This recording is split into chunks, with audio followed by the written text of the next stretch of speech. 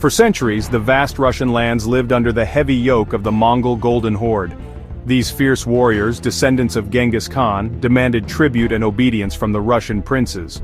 Among these cities, Moscow was just one, a tributary forced to bow to a distant Khan. Yet within Moscow's heart, ambition flickered. Its princes were cunning, forging alliances and strategically expanding their influence. The city sat at a crossroads of vital trade routes, its wealth growing with every passing caravan. This strategic location, coupled with shrewd leadership, allowed Moscow to slowly accumulate power and prestige. The princes of Moscow cleverly maneuvered themselves into positions of power, becoming tax collectors for the Mongols, and wielding authority over their fellow Russians. The seeds of rebellion were sown, whispered in hushed tones, as Moscow grew strong under the very nose of its unsuspecting overlords. But it was more than just wealth and strategy that fueled Moscow's rise. The Orthodox Church, a powerful force in Russian life, found a home in Moscow. The Grand Princes of Moscow presented themselves as defenders of the faith, earning the loyalty of the devout and the blessing of the Church. This alliance proved invaluable, adding spiritual weight to Moscow's growing temporal power. As the Golden Horde began to fracture and weaken, Moscow sensed an opportunity. The time had come to cast off the shackles of Mongol rule and claim its destiny. A new chapter in Russian history was about to be written, with Moscow poised to take center stage. In 1462, a new Grand Prince ascended to the throne of Moscow, Ivan III, a ruler destined to reshape the fate of Russia.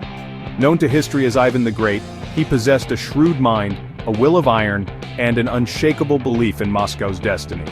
Ivan inherited a realm on the brink of change, its power growing but still subservient to the waning might of the Golden Horde. He would be the one to break those chains. Ivan's reign began with a calculated defiance. He stopped sending the annual tribute to the Mongol Khan, a bold move signaling Moscow's intention to chart its own course. The Khan, angered by this insolence, gathered his armies for war. The stage was set for a confrontation that would determine the fate of Russia. Ivan, though, was not simply a warrior, he was a cunning strategist. He understood that uniting the Russian principalities under his banner was crucial to defeating the Mongols. Through a combination of diplomacy, strategic marriages, and, when necessary, force, he brought the other Russian princes under his control. By the time the Mongol armies marched, Ivan was no longer a lone prince defying his overlords, but the leader of a united Russian force. The decisive moment came in 1480 at a place called the Ugra River. The two armies faced each other across the water, tension hanging heavy in the air. However, no great battle erupted. The Mongols, weakened by internal strife and wary of the now unified Russians, chose to withdraw.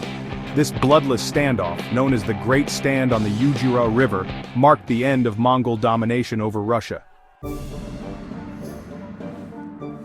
With the Mongol yoke shattered, Ivan III turned his attention towards solidifying Moscow's newfound power and prestige. He adopted the title of Tsar, a Russian derivation of the Roman Caesar, signifying his claim to imperial authority. To further bolster his position, Ivan sought to link Moscow with the legacy of the fallen Byzantine Empire, the once mighty bastion of Orthodox Christianity.